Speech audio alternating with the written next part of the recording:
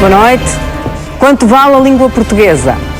Tendo em conta a atual dimensão da comunidade de falantes de português, vale a pena perguntar: terá chegado a hora da reafirmação do português como língua de importância global?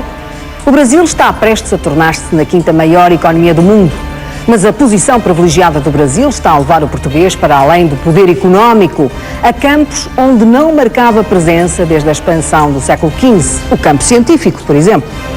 O português também ganha força em África, à medida que os países da expressão oficial portuguesa conquistam influência estratégica no continente africano. É o caso de Angola, mas também Cabo Verde e Moçambique. Ora, se o português está hoje entre as principais línguas do mundo, como nunca esteve, é preciso perguntar como está a ser aproveitado este enorme potencial que mais nenhum outro país de pequena dimensão e reduzido poder económico possui. Sobre o debate desta noite, devo ainda informar os telespectadores que contava com a presença do Ministro dos Negócios Estrangeiros, confirmada através do seu gabinete. Entretanto, já esta tarde, cerca das 17h30, o Ministro informou o programa que não estaria presente, desconfirmando assim a participação. Boa noite, doutora Ana Paula Laborinho. Muito obrigada por ter vindo. Eu penso, olhando aqui para a revista Monóculo, que é do final do verão, uma revista de referência, que tem na primeira página Geração Lusofonia, porque é que os portugueses têm neste momento uma linguagem de poder? O que é que eles têm feito para conseguir isso? A pergunta que lhe faço é se já atingimos esse potencial ou estamos longe de rentabilizar ainda o potencial que a língua portuguesa tem no mundo. Muito boa noite. Eu julgo que este tema é um excelente tema num momento em que nós precisamos de acreditar naquilo que são as nossas potencialidades. E a língua é efetivamente um valor importantíssimo. É claro que é um valor por razões, é um valor intangível. Novamente na Casa do Artista, no Teatro Armando Cortês, novamente também com Isaías Gomes Teixeira. Como é que se pode fazer da língua um centro de negócios? De que forma é que se pode tirar rendimento da própria língua? Bom, nós como indústria criativa tiramos rendimento da própria língua, não é? Para além dos livros, daquilo que nos parece óbvio, não é? Vender livros. Nós temos duas áreas, temos educação e temos edição de interesse geral. Eu vou-lhe dar uma área que às vezes não parece tão óbvia, que para nós é uma questão fundamental. Na educação, nós temos, este ano, é a terceira maior empresa de e-learning do Brasil ao nível universitário. Nós fazemos no Brasil 18 mil pós-graduados ano, em termos universitários. E há muitas universidades portuguesas neste momento, há algumas instaladas no Brasil. Instaladas, penso que não, com protocolos com universidades brasileiras, penso que sim. Olha, a Universidade Lusófona, creio que tem universidades no Brasil. Tem uns polos no Brasil. Nós, neste momento, o que é que estamos a fazer? Temos uma procura brutal de certificados de universidades portuguesas.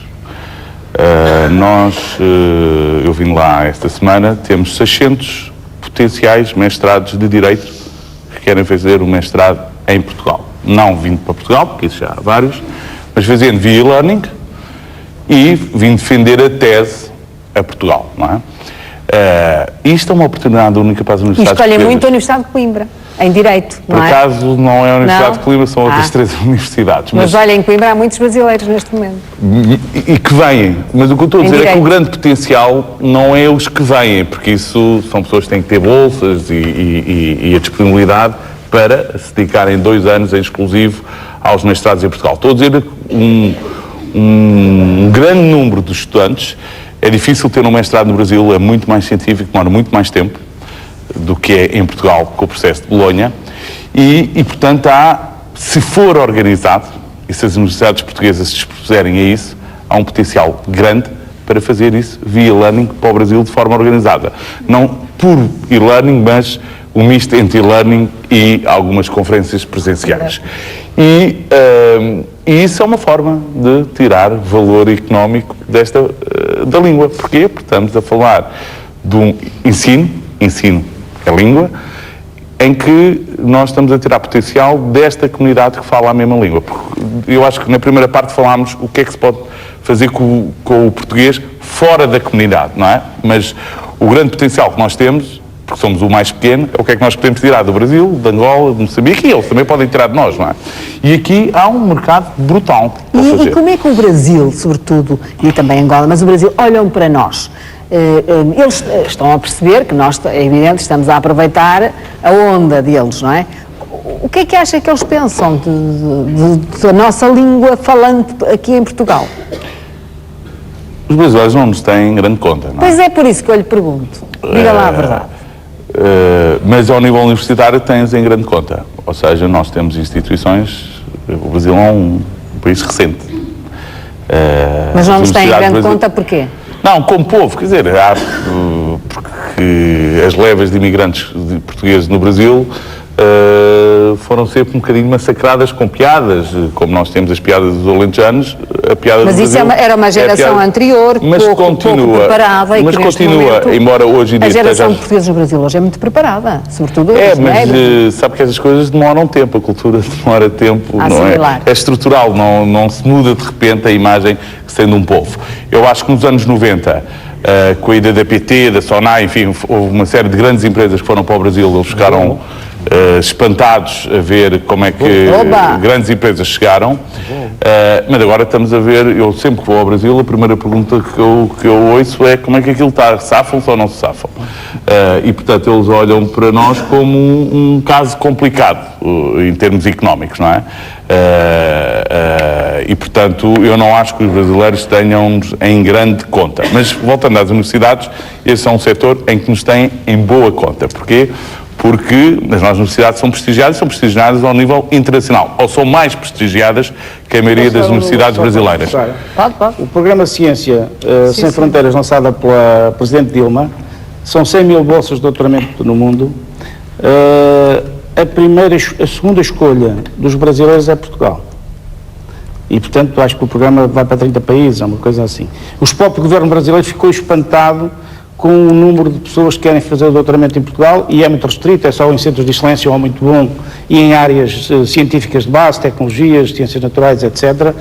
E, de facto, os próprios brasileiros ficaram completamente espantados ao nível governamental, a CNPq, que é o centro de pesquisa deles, e a CAPES, que é a agência reguladora, como é que tantos brasileiros quiseram e candidataram-se, o programa começou há um ano, para vir fazer doutoramentos em Portugal. E sabe que esses 100 mil nós temos uma oportunidade única, porque o programa foi um fracasso, porque eles não encontram alunos que saibam falar o perfeito inglês, porque o que eles queriam era mandar para os Estados Unidos e outros para a Alemanha e tal, e não encontram o suficiente. Portanto, eu acho que as nossas universidades vão ter aqui uma oportunidade que é, não havendo a hipótese de os enviar para outros países, porque não dominam suficientemente o inglês para ir estudar para esses países, alguns deles virão para Portugal. Mas eu acho que é, mais uma vez, como o ensino do português presencial. Chega a X.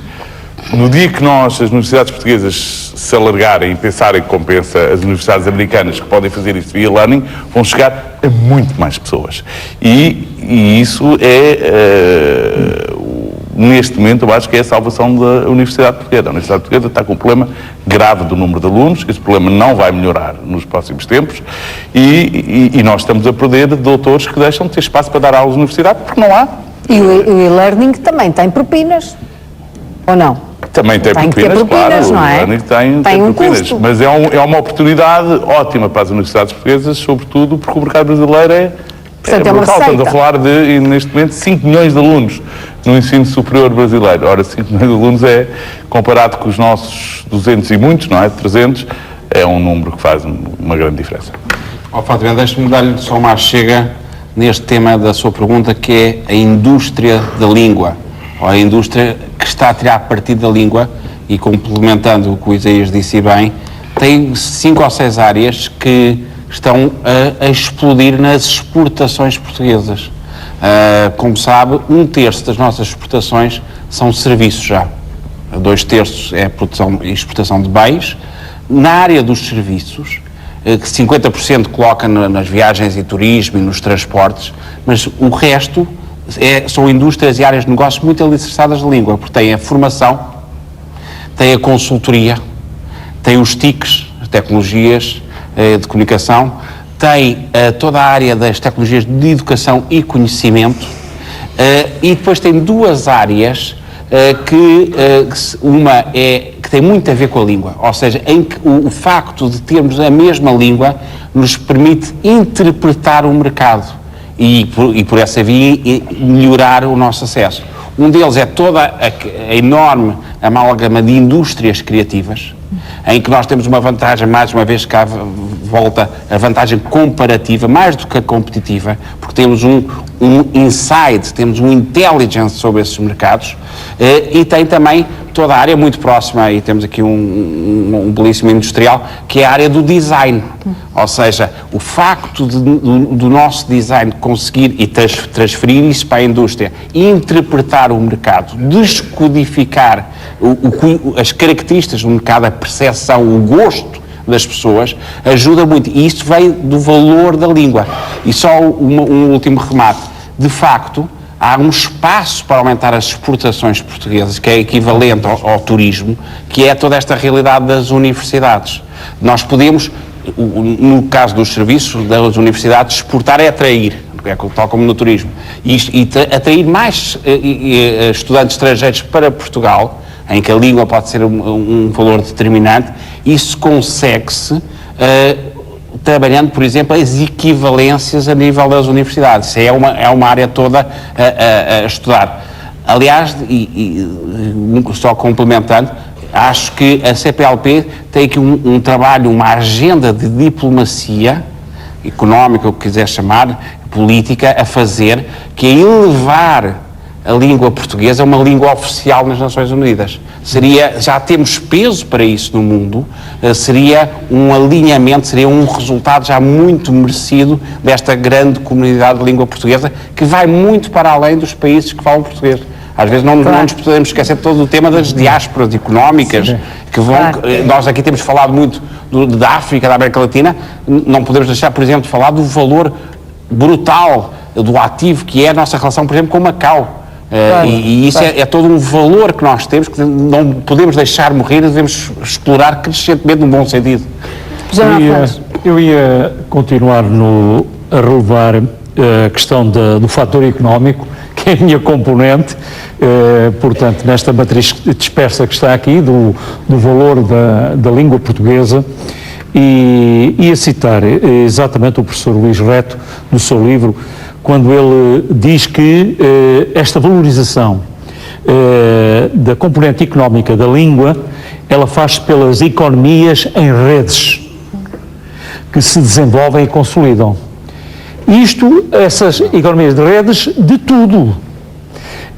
E eu, numa perspectiva de cidadão, olho para a nossa língua e olho num sentido de haver emergir em todo lado, sem haver paternalismo de ninguém. E isso permite-nos ver que há um enriquecimento e um respeito ao mesmo tempo pela identidade da língua portuguesa, na sua universalidade, deste conjunto de países que a têm como primeira língua, ao ponto de, nas nossas relações, portanto, internacionais de negócios, a própria chanceler, Angela Merkel, chegou aqui ao nosso país e diz que precisava muito da cooperação dos empresários portugueses e dos gestores portugueses na maximização do sucesso dos investimentos alemães em África e na América Latina, não disse no Brasil. Foi extraordinário, porque nós estamos a ver muitos gestores portugueses com sucesso noutros países na América Latina, para além do Brasil. Isto é muito importante. Em que áreas? Áreas da gestão, dos serviços, na área das comunicações, na área das consultadorias, no turismo, diretores de hotéis. Exatamente, na área dos serviços, na área financeira, em que estão, de facto, a ter um sucesso enorme. De maneira que, recentemente, a semana passada, uma conferência sobre a Polónia, aqui em Lisboa, um membro do governo, não sei se o embaixador, deu relevo exatamente, decalcou exatamente a posição da Alemanha, através da chanceler, disse que a Polónia precisava de Portugal para, de facto, os seus projetos e os seus investimentos em África, portanto, terem sucesso, e que pontuavam muito as parcerias com Portugal. Portanto, estamos aqui a ver, aqui associamos o know-how, a capacidade tecnológica de gestão também dos gestores portugueses, dos empresários, associados portanto, a outros povos que têm língua absolutamente desfasada da nossa e que nós somos um elemento de rede para os ajudar. José Manuel Fernandes, quando há pouco, vou voltar ao que o Isaías disse, que os brasileiros olham para nós com alguma desconfiança no sentido de não terem a certeza se vamos sair deste problema ou não. Também sente isso quando está fora, do lado do Brasil ou até de outros eventuais países da expressão portuguesa? Há essa desconfiança sobre a viabilidade do país? Do nosso país? Nós temos enfrentado, na fase inicial da crise, em 2008, quando a situação portuguesa foi explosiva, 2008, 2009, inclusivamente um projeto nosso num determinado país, aqui na Europa, foi-nos negado um financiamento, não obstante termos a nossa empresa, a sucursal lá, uma empresa de matriz, de engenharia e também com uma componente industrial, um dos países mais desenvolvidos, já foi aqui citado, mas permitam-me não o referir. A banca se recusou a dar-nos um apoio, portanto, ao projeto que queríamos alavancar lá no próprio mercado, teve em conta exatamente o rating que Portugal tinha atingido, portanto, de avaliação pelas agências internacionais. E, passado 6 meses, 8 meses, vieram-nos pedir desculpa, mas encontramos isso em muitos sítios. No Brasil, encontramos cada vez mais respeito por Portugal. Encontramos-se em 1996, quando nos instalamos no Brasil, a conversa do taxista era do merceeiro e do padeiro, etc. Hoje é completamente diferente. Os noticiários, temos encontrado mais do que uma vez noticiários a falar que Portugal, quem pensa que Portugal está refletido na mercearia ou na padaria da esquina, está completamente enganado. Os portugueses chegam aqui agora com tecnologia, com as comunicações, estão investindo aqui, investindo acolá. Esta imagem que está a viragem no Brasil. O nosso grupo, neste momento, temos a segunda marca mais forte no Brasil e chegamos em 96. Outros têm a oportunidade de fazer, recuperar e levar tecnologia para lá. Portanto, vejo muita gente com muito sucesso no Brasil e a imagem de Portugal é uma imagem positiva. Claro que há tudo situações de olharem para nós, fala-se no contexto da Europa, mas até hoje a posição de Portugal está mais diluída no contexto, a parte negativa está mais diluída na incapacidade da Europa. O Brasil fez esse arredondamento. A incapacidade da Europa de encontrar soluções para ela própria.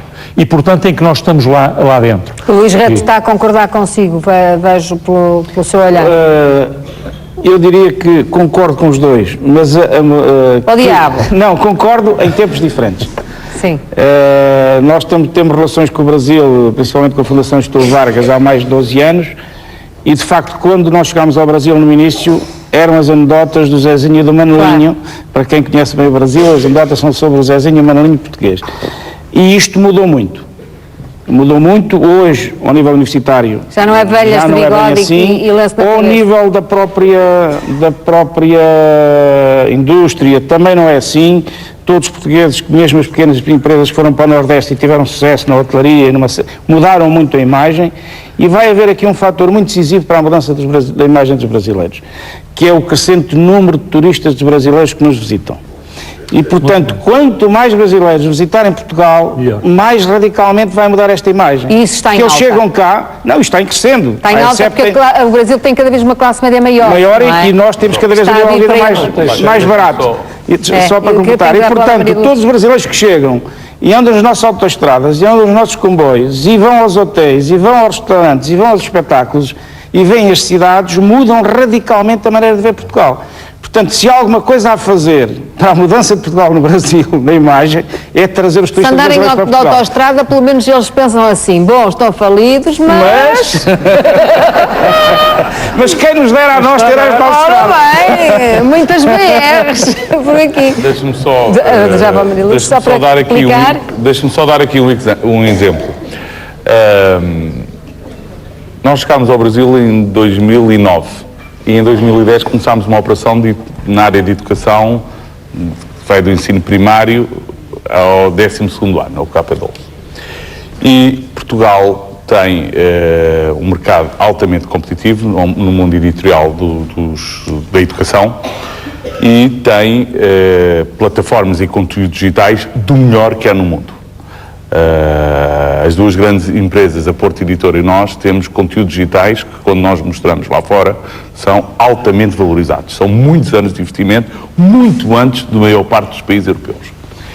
E quando chegámos ao Brasil, nós contratámos para essa operação um homem que foi durante muitos anos o presidente da maior empresa da área de educação no Brasil, e contratámos para CEO. E quando eu cheguei lá, ou quando ele veio a Portugal, e eu expliquei o que é que era a plataforma e o que é que nós queríamos fazer no Brasil, isso é ele a contar a história. Ele veio a disquete, ou o DVD, e pensar, mas que raio é que os portugueses vão agora ensinar sobre tecnologias de informação? Estamos a falar de uma pessoa, presidente, durante anos da maior editora do Brasil. E quando chegou lá, começou a descobrir o que é que a gente fazia. Isto para lhe dizer que é evidente que há casos específicos, mas na generalidade dos casos, a maioria dos brasileiros não os têm como um país de ponta. Olha, sabe como é que não eu é em área respondo? nenhuma, mas na maioria das áreas. Ainda, Maria de Lourdes, como dizem os africanos, ainda, mas vamos ter rapidamente. Depois o Sr. Nazim. Eu estou de acordo com o que aqui tem sido dito, que as empresas são agentes importantes na melhoria da imagem do país no exterior e também na promoção e do desenvolvimento do potencial da língua, mas as universidades são também agentes muito importantes numa política da língua e na promoção e na valorização da imagem do país no exterior, porque combinam, no fundo, vários aspectos deste problema. As instituições universitárias em Portugal são instituições de qualidade, bastante diferenciada, mas podemos dizer que no geral de qualidade média, na qual foi feito um investimento nos últimos anos muito significativo, tanto na formação avançada, formação de doutores, mestres, como no desenvolvimento das atividades científicas, e isso hoje é um património sem valor, mas é um património muitíssimo importante. As universidades não podem ser olhadas como fonte de despesa, têm que ser olhadas como fonte de receita. Mas para isso há um elemento muito importante que é necessário preservar, que é a sua autonomia. Para o desenvolvimento do ensino à distância, para a sua participação e o seu envolvimento nas mais variadas plataformas, é absolutamente necessário que possam ter autonomia para arranjar os recursos, para fazer os investimentos que necessitam de fazer. É uma crítica, doutora, às últimas tomadas de posição. Se as universidades são tratadas como departamentos da administração pública, que o próximo orçamento prevê obrigadas a exigências de prestação de contas, antes ainda do desenvolvimento das suas atividades, e não responsabilizadas pelas respostas que encontram e pelos resultados que obtêm, isso impedirá que elas possam, de facto, ser agentes ativos, e podem ser agentes ativos importantíssimos. Mas isso também é uma política da língua, também passa por aí. É uma política da língua, é uma política de desenvolvimento do ensino superior, e as universidades, com a estagnação do número de alunos que se espera, embora tenham ainda um serviço público importante a prestar no que respeita à qualificação dos adultos, vão ter que necessariamente que oferecer aquilo que têm, que é de muito boa qualidade, a países que ainda não têm, nem vão ter nos próximos anos.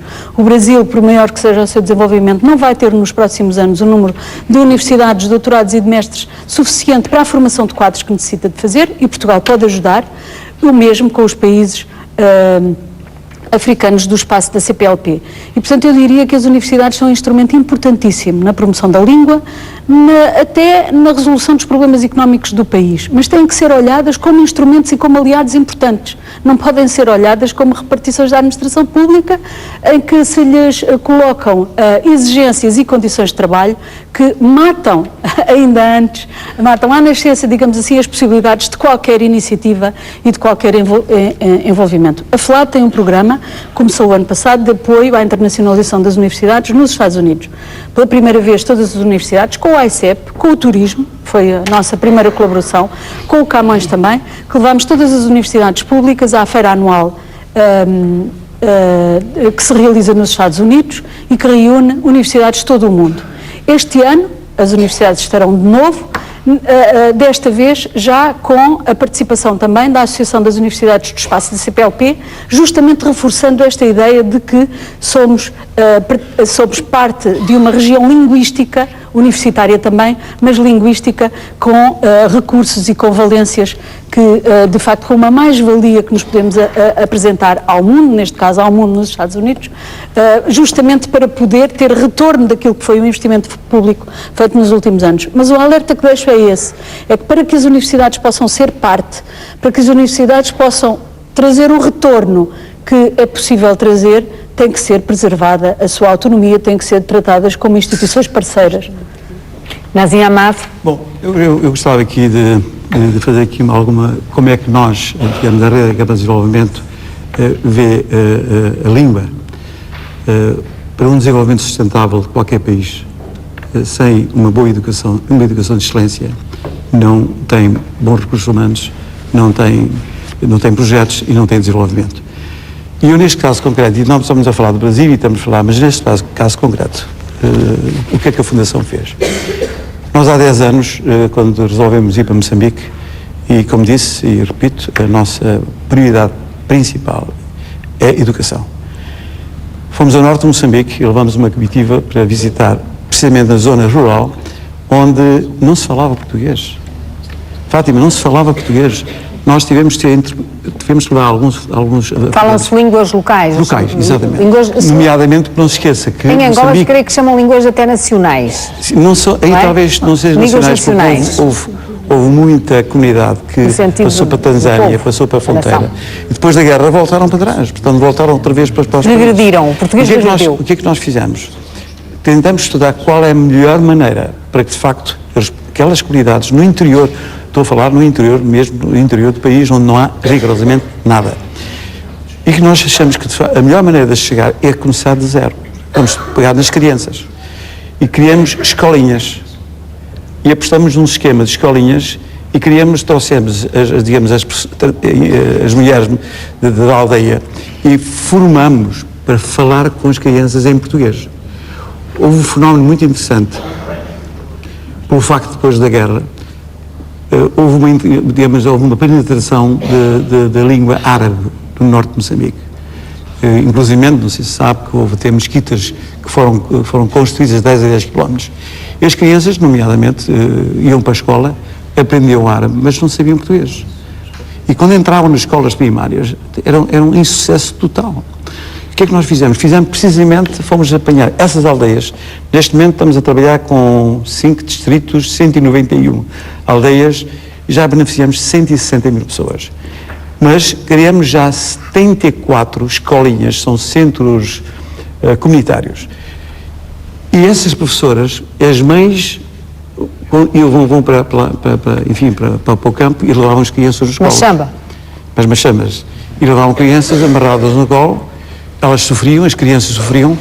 Hoje, nessas aldeias, as mães vão para o campo, deixam as crianças connosco.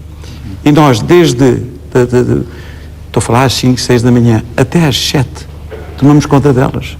E ensinamos português, a falado, não escrito, falado. E o facto de elas começarem a falar português, acontece que neste momento, e eu posso dizer isso, que acabei de vir ao mês, visitei agora com o Ministro da Educação, numa dessas zonas, que eu estava impressionado, porque de facto os pais ainda, agora vão à noite, precisamente desses centros comunitários, aprender português. E os filhos ensinar aos pais. Portanto, essas crianças, futuramente, vão entrar nas escolas e vão ter sucesso escolar. Portanto, nós olhamos sempre nesse sentido.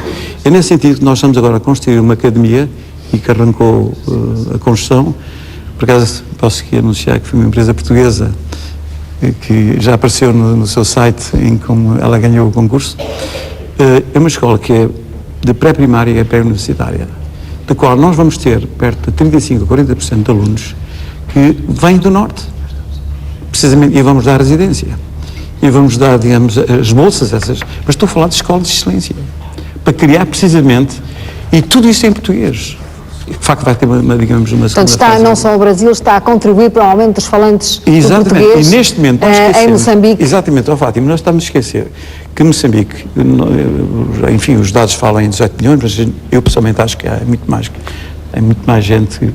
E precisamente no norte, hoje, neste momento, pela descoberta que houve da zona do norte do gás, não imagina o que é que vai acontecer nos próximos 15, 20 anos. Eu penso que neste momento, precisamente, a língua portuguesa naquela zona vai ser de uma extrema importância. Porquê? Porque as empresas que forem lá vai necessitar de mão de obra. E a mão de obra, se não houver uma língua, se não perceberem, não vão poder trabalhar. Portanto, os negócios podem ser fortalecidos em África através da língua portuguesa. Exatamente. Mas neste momento, por exemplo, ficamos agora aqui nesta minha última viagem, nós estamos a criar um Instituto Agrário, que é o Instituto Agrário de Ibiza, onde já temos 506 alunos a serem formados na área agrícola, que é totalmente subsidiada por nós. E a Fundação leva também portugueses daqui para Moçambique? Pois, neste momento já temos um acordo com a Universidade de Évora. Quantos funcionários tem a Fundação? Nós em Moçambique, estou a falar da rede, devemos ter perto de 1.500 funcionários. Quantos? 1.500, estou a rede toda, não é só porque a Fátima, quando fala na Fundação, a Fundação é especificamente uma área social. Nós temos outras áreas também, não queria entrar aqui. Pronto, nós temos microfinanças, temos a área de indústria, temos a área de turismo, enfim, temos várias áreas. Mas esse projeto que estou a falar é da Fundação, que está ligada à educação e está ligada à saúde.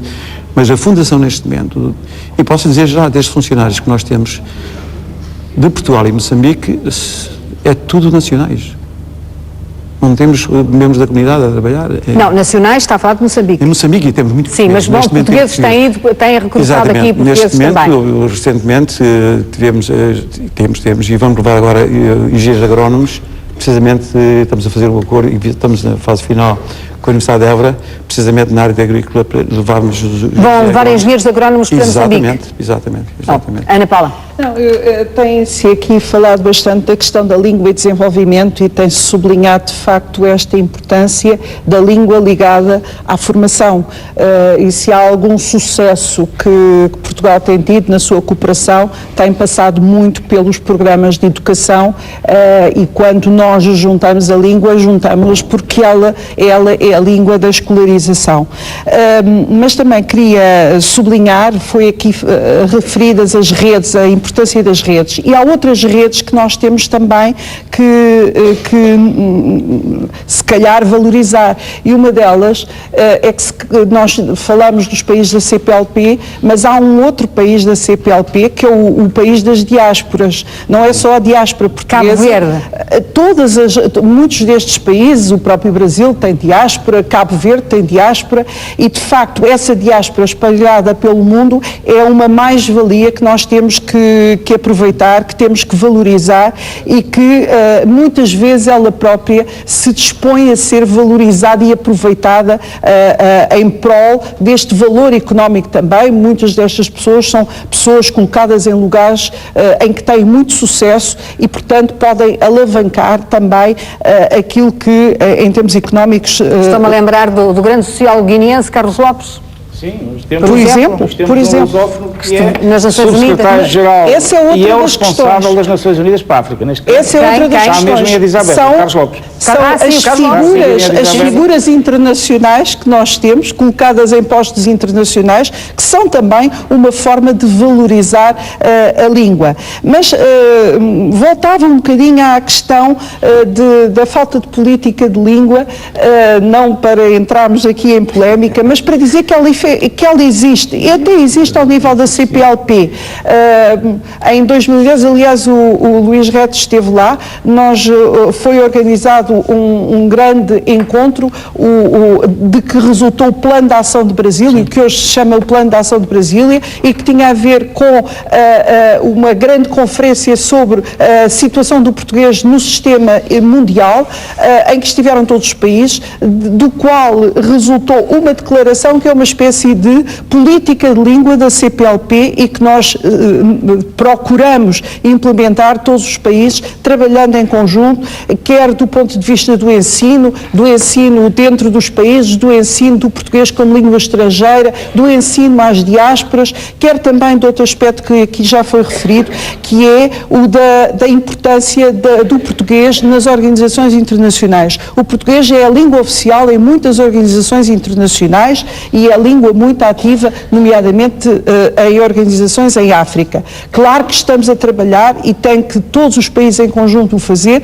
para que ela possa ser língua de trabalho nas Nações Unidas. Mas em muitos casos, por exemplo, a OIT, quando há uma reunião internacional, Portugal e o Brasil tentam unir-se para que haja uma presença da língua portuguesa. Por isso, há de facto já muitos sinais e nós no próximo ano vamos fazer, na sequência do Plano de Ação de Brasília, uma segunda grande conferência, desta vez em Portugal, para avaliar o que é que já foi executado desse plano de ação. Mas também gostava de sublinhar que ao nível da educação, a educação universitária é muito importante, mas cada vez temos mais sinais da introdução até do português nos ensinos secundários e até nos ensinos básicos. Países que estão a introduzir o português como língua de opção curricular no ensino secundário.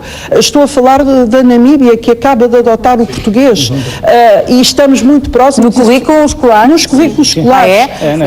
Estamos muito próximos. Muito patente o facto da Angola estar a desenvolver-se como uma potência regional fortíssima em África. Mas isso foi um trabalho de sapa que foi feito ao longo dos anos pelos leitores, pelos professores de português, naturalmente pelas empresas também. E por Angola, do próprio país.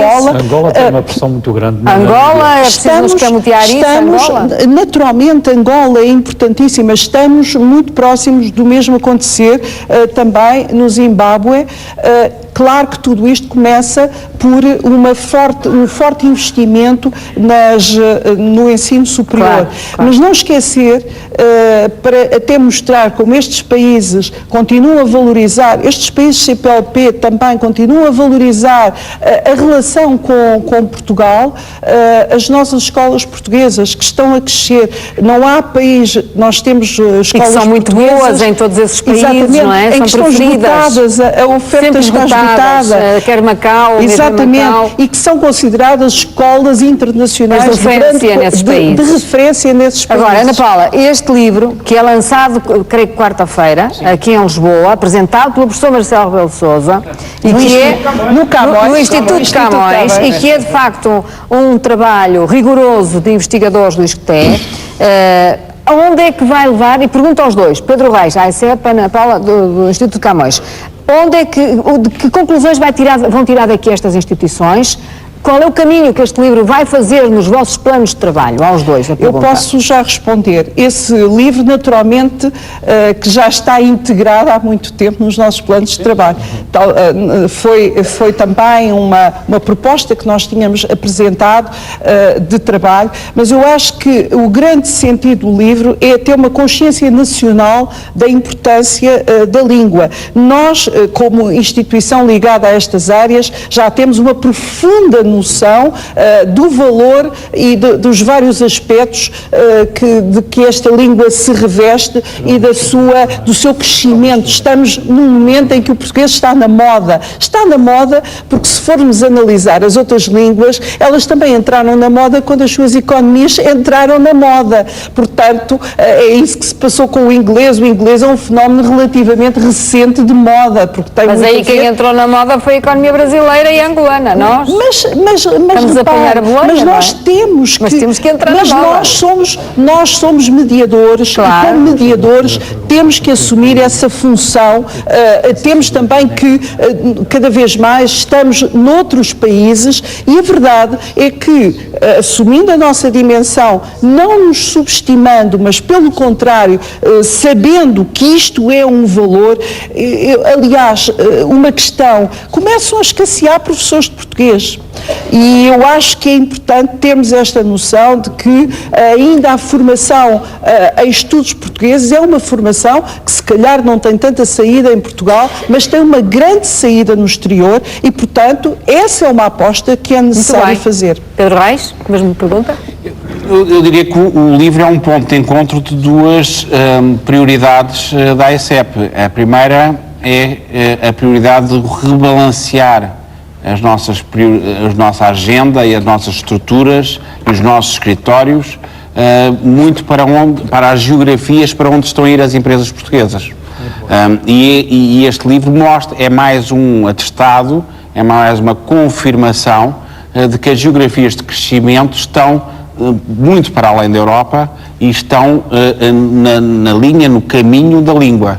E nesse sentido, não tenho dúvidas nenhumas que a ICEP, como não definindo as prioridades dos mercados externos, não acredito nessa agenda, acredito que a ICEP deve funcionar como facilitadora e como disponibilizadora de informação sobre esses depois mercados. Eles é que sabem, E as empresas é que comandam as suas estratégias. Claro. O segundo aspecto, que também já tinha referido, é esse livro também, e este estudo, traz de uma maneira séria e rigorosa e aprofundada o valor do tal da economia de serviços. Ora, quando junta as duas realidades, serviços e língua e novas geografias, tem muito o quadro que aí é dissecado. Eu lembro-me aqui há uns meses que, sob os auspícios da Embaixada Americana, foi feito um fórum sobre Access África, em que a ICEP também participou, que foi em Lisboa. Ou seja, as empresas americanas que querem perceber como podem trabalhar melhor neste continente, a base desse trabalho foi feito em Portugal. Isto diz tudo, ou seja, muitas destas empresas estrangeiras que estão a tentar entrar nesses mercados usam como subempreiteiros, como parceiros, como distribuidores, como sócios, empresas portuguesas. Portanto, esse é o grande valor neste momento de Portugal. José Manuel Fernandes. Eu só queria referir, uma vez que falamos na CPLP, muitas vezes se me tem colocado a questão dos pontos em que na África Ocidental, Portugal, estabeleceu na época quinhentista diversos pontos de feitorias em que criou fortalezas para proteger, portanto, o seu área do trading, da troca de produtos, etc., em que o português foi ensinado e deixou ali disseminado a nossa língua. Se isto não está numa posição de oportunidade para a CPLP alargar o âmbito, porque quanto mais países estiverem na CPLP, sem abstrair-nos de conceitos de presunção ou pressupostos sobre líderes africanos ou isto ou aquilo, mas que no sentido... para onde ele está a entrar? Absolutamente. O que eu quero dizer é que podemos ter parcerias aí também. A Guiné-Conakry bem tentou já, não foi a Conakry? Eu ia chegar exatamente à Guiné-Conakry, porque a Guiné-Conakry tem uma razão para o fazer, porque uma das feitorias em que Portugal investiu, portanto, os nossos navegadores, foi exatamente nas costas ali daquela zona, e eles sentiram que o português tem valor para eles no futuro. E se houver acordos de eles ensinar o português, e até com auxílio de coordenação, etc., porque não eles serem membros de um estatuto até especial? E outros países estão por ali abaixo, ao longo da costa da África. Isto permite exatamente aquele ponto que nós focamos ao princípio. O maior número de países sai em benefício de todos aqueles que são os utilizadores. Enriquece. Absolutamente. Luís Reto, o que é que vocês esperam, os investigadores, depois de ter feito este trabalho? Vamos para onde? De onde é que devemos ir com este... Agora sabendo o que está aqui. Queria fazer primeiro aqui uma homenagem ao Instituto Camões, porque este livro nasce de um pedido da anterior diretora, a Simoneta Luz Afonso, que está agora na Câmara, que numa conversa informal chegámos a no fundo, à necessidade de fazer um trabalho desse tipo. Portanto, quem está, de facto, na origem do livro é o Instituto Camões, em termos de pedido. Agora, o que é que... Isso é um primeiro passo. Quando a gente olha, por exemplo, para o estudo espanhol, a Telefónica, a Fundação Telefónica já subsidiou, se não estou em erro, 7 a 8 estudos sobre o potencial do espanhol. Portanto, para nós esse livro é de facto o pontapé de saída. E é muito positivo que estes vários institutos, agora com a Ana Paula à frente, peguem na bagagem e sigam em frente, não é? O que a Maria Lourdes há pouco disse, a Maria Lourdes entende que tem havido um seguimento no que diz respeito à política da língua. Portanto, isso é importante. Sim, de uma vez por todas, o país pegue nas bagagens dos vários governos e as leve para a frente, não deixe ficar alguns para trás. Eu diria que um contributo que este livro dá, de facto, para o reforço, a atualização das políticas da língua no estrangeiro e dá de facto um contributo. Eu diria, na minha visão, agora já estou a falar a minha visão muito pessoal, mas que me permitiu também orientar algumas das atividades da FLAD. Eu diria que são 3 coisas. Em primeiro lugar, a necessidade de fazer escolhas. Sendo um país pequeno e com recursos limitados, é preciso fazer escolhas em que regiões do mundo vamos apostar para o reforço da qualidade do ensino de português e a expansão do número de falantes e do número de aprendentes de português. Depois diria que a segunda coisa que daqui decorre é a absoluta urgência de apoiar os países do espaço da CPLP cuja língua materna não é o português e que fazem um esforço imenso. Em Cabo Verde, por exemplo, o português já só é introduzido no 3º ano de escolaridade do ensino básico. Poucas pessoas sabem isto. Isto representa um risco enorme, um retrocesso para o número de falantes de português. De facto, se estes países não conseguirem apropriar-se da língua, se não conseguirem fazer um ensino geral, básico e depois secundário em português, nós vamos perder. Lá temos que pôr a Fundação HK também em número de falantes. E depois diria que o terceiro elemento é uma estratégia que o Camões já incorporou e o ICEP também. Na própria FLAD tomámos consciência disso na nossa relação com os Estados Unidos, é que a língua tem que aparecer não como o português de Portugal, mas como uma língua de uma região linguística muito vasta que está em todos os continentes, porque o seu potencial, o seu grande potencial decorre do facto de ser uma língua de um espaço linguístico muito, muito largo. E daí os acordos ortográficos que não falámos esta noite. Sim, são 250 milhões de falantes, mas em Portugal são apenas 10 milhões, mesmo considerando a diáspora, dizer, no último censo dos Estados Unidos, há 1.400.000 lusodescendentes que se declaram no censo como sendo lusodescendentes ou portugueses. E, portanto, a dimensão da diáspora tem muita importância, mas nunca nos colocará no patamar do Brasil ou no patamar de Angola ou de Moçambique. Somos, de facto, um país pequeno, não é o nosso número de falantes que determina o valor da língua.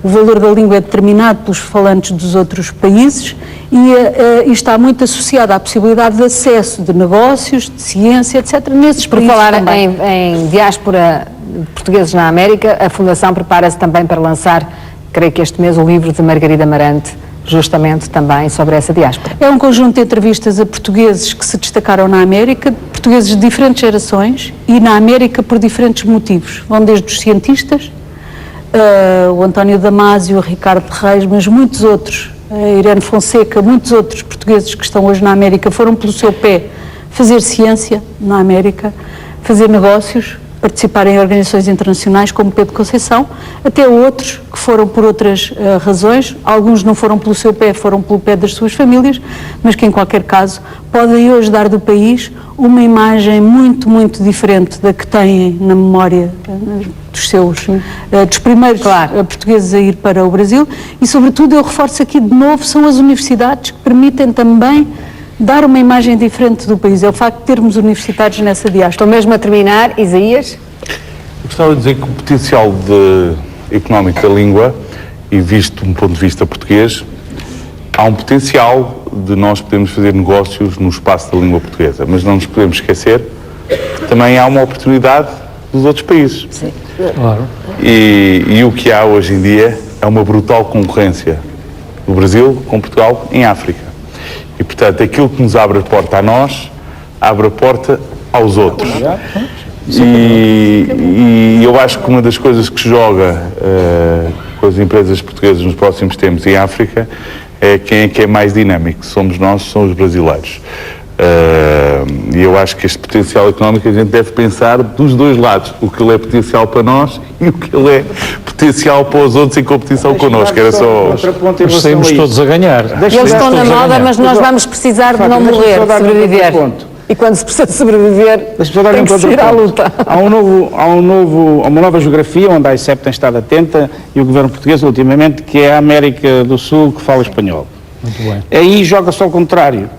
Vai ser a influência decisiva do Brasil a ensinar português que nos vai facilitar o caminho. Absolutamente. E, portanto, volta outra vez à rede.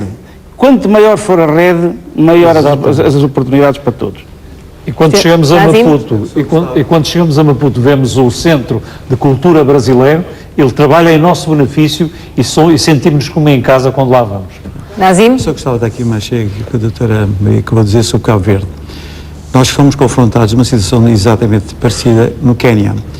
Nós temos universidades, temos escolas de excelência. E televisões até, não é? Temos várias atividades, assim, a rede está muito bem implementada. Já temos 70 anos de presença nesse país. Mas acontece que a língua nacional é Swahili.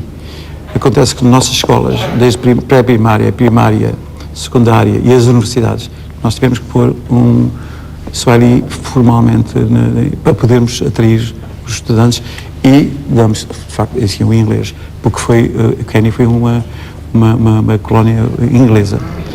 E eu acho que esse ponto é de uma extrema importância, que nós portugueses temos que ter um certo cuidado nos países onde a língua ainda é, digamos, portuguesa. Pedro Reis. E Moçambique é uma delas. Estamos preparados para a competição com os brasileiros nos negócios? Eu não tenho dúvidas nenhumas que isto não é uma questão de escala, é uma questão de competência, e há muitos países no mundo a provar isso. E o facto de... Mas eles também têm competência, é o que existe. Indiscutivelmente, claro. mas não é um limite à partida. Ou seja, nós voltamos a reencontrar com a nossa história no que nós somos fortes. E isso é na competência, na universalidade, na capacidade de internacionalização, na capacidade de perceber os outros e de chegar aos outros. Isso é a nossa grande força e que é uma verdade imutável e que temos que começar por acreditar em nós próprios. E remato só com este aspecto que foi aqui falado. Eu tenho andado muito pelo mundo fora e hoje a imagem de Portugal é muito melhor no exterior do que cá dentro. E está na nossa mão nivelar isso por cima. E há uma coisa que todos temos a certeza, é que por muitas dificuldades que o país esteja a passar, os portugueses sempre se orgulharam da sua língua, sempre tiveram orgulho na sua língua e também na sua cultura. Por isso há esperança e vamos certamente ultrapassar. Bom, desejo-vos a todos uma boa noite, agradeço aos meus convidados desta noite e de hoje a 8 dias haverá um outro debate. Boa noite.